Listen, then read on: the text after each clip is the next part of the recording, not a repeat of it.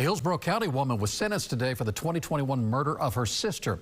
The victim's body was found buried in the backyard of their Carrollwood home.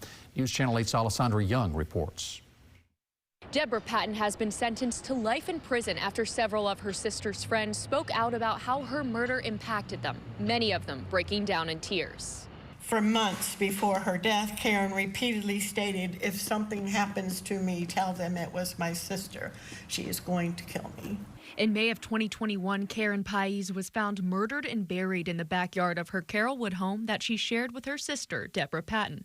Investigators say Patton shot her sister in the chest and then buried her body. I just can't believe after everything that Karen did for her, she gave her a place to live. She remodeled the kitchen to give her a gourmet kitchen. She paid for everything. Debra paid for nothing, and she gets repaid with a bullet.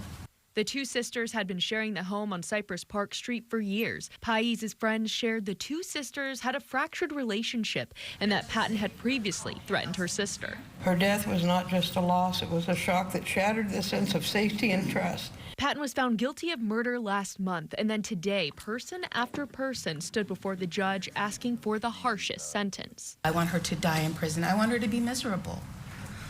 She's made the rest of us miserable. She needs to pay for this. She needs to pay for what she did.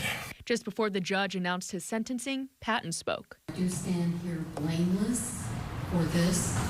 I do intend to appeal the verdict. I do also forgive everything that I just heard in here that was a lie.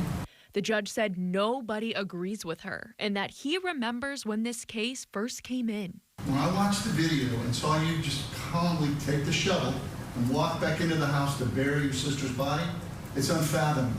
Pais' close friend described her as a generous and loyal person who was committed to the people she loved. And each of her friends said that they will continue to keep her memory alive.